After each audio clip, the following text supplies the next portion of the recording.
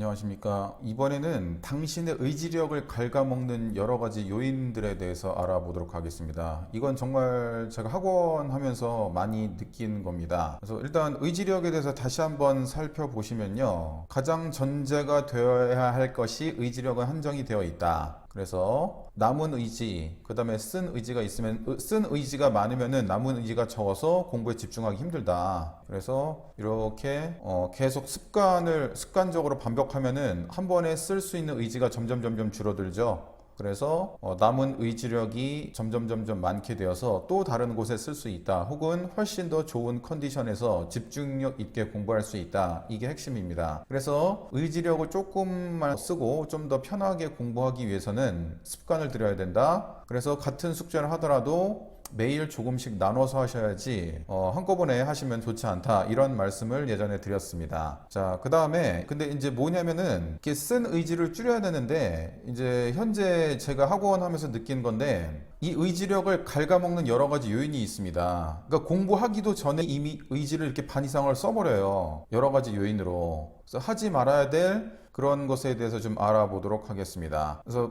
이제 일단 목차를 말씀드리면요. 걱정, 경쟁입니다. 그 다음에 불규칙한 습관, 수면 부족, 욕심 및 좌절, 다이어트, 엉뚱한 데 신경 쓰기, 가정 불화, 게임, 이러한 여러 가지 요인들이 당신의 의지력을 갉아먹습니다. 그래서 오늘은 이제 걱정, 경쟁에 대해서 주로 얘기를 좀 해보도록 하겠습니다. 가장 첫 번째죠. 그러니까 학부모님이랑 학생하고 상담을 하다 보면은 이제 이런 말이 가장 많이 나옵니다. 우리 아이는 공부는 열심히 하는데 성적이 안 올라요. 저는 공부 되게 열심히 하는 것 같은데 성적이 안 올라요. 왜 그렇죠?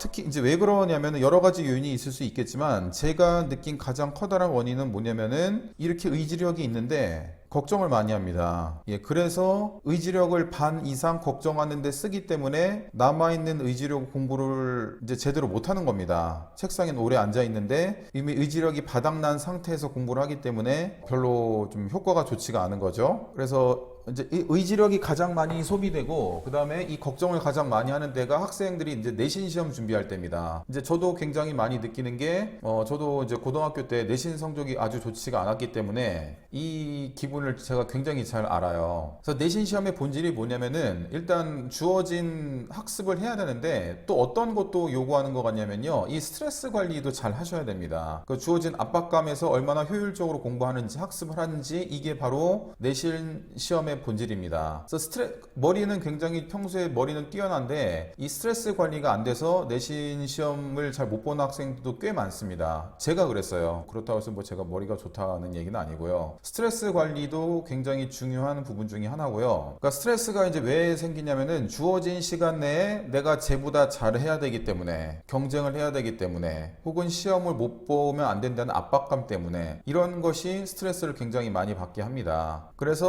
이제 뭐냐면은 의지력을 최대한 유지하는 것이 관건입니다. 이게 내신 시험에서의 관건인데, 자, 근데 이제 어떻게 마음을 먹으시는 게 좋냐면은, 아까도 보셨지만 이제 걱정을 함으로써 이 의지력을 쓰시면 안 되잖아요. 이거를 최소화해야 됩니다. 의지력을 최대한 확보를 해야 되는데, 이제 어떻게 마음을 가지시는 것이 좋냐면은, 일단 성적을 잘 받고 못 받고는 엄밀하게 말씀드리면 이건 내 능력 밖의 일입니다. 이 성적, 특히 이제 고등학교는 이제 상대 평가이기 때문에 내가 열심히 한다고 되는 게 아니고, 다른 사람과의 상대 평가이기 때문에 다른 사람이 어떻게 하느냐에도 영향을 받습니다. 그러니까 엄밀히 말씀드리면 이건 내 능력 밖의 일입니다. 자기가 어떻게 할 수 있는 방법이 없습니다. 걱정해봤자 내가 할 수 있는 방법은 없습니다. 내가 할 수 있는 수단은 없습니다. 이렇게 생각을 하셔야 됩니다. 그래서 내가 당장 할 수 있는 것에 집중하자, 이런 마음가짐을 갖고 있는 것이 중요합니다. 그래서 내가 당장 할 수 있는 것이 뭐냐? 효율적인 공부입니다. 수학 공부는 이렇게 해야 되고, 영어 공부는 이렇게 해야 되고, 자기가 목표를 세우고 그거에 대해서 좀 달성하는 사소한 그런 성취감, 이런 거를 맛보셔야 되지, 뭐 성적이 몇 등급 나올 수 있을까, 이런 거 생각하셔봤자 자신이 할 수 있는 건 아무것도 없습니다. 그렇기 위해서는 내가 각 유형별로 영어 같은 경우는 어떻게 효율적인 공부를 할 수 있을까, 이런 것을 생각하시는 것이 훨씬 더 좋은 방법입니다. 그래서 효율적인 방법으로 공부를 열심히 하다 보면은 어느새 성적은 올라 있습니다. 어느새 성적은 와 있습니다. 요거는 이제 예전에 했던 그런 운동 방법에 대해서 얘기하는 것 같은데요. 자기가 이거 농구 선수 얘기인데 200개씩 던지는 거에 집중을 하셔야지 뭐 내가 농구 우리 팀 우승시킬 수 있을까? 이거는 별로 상관이 없습니다. 당장 내가 할 수 있는 연습할 수 있는 이런 것에만 집중하시다 보면은 어느새 성적이 올라 있다. 예, 이런 마음가짐을 가지시면은 조금 이런 고민에서 해결되지 않을까 생각이 됩니다. 고문에서 좀 벗어나지 않을까 생각이 됩니다. 그래서 당장 하실 수 있는 것에 집중하시는 우리 프라임에듀 학생이 되었으면 좋겠습니다. 예, 다음 편에는 여러 가지 정신력을, 의지력을 갉아먹는 요인들에 대해서 하나하나씩 분석하도록 하겠습니다. 예, 이상 프라임에듀였습니다.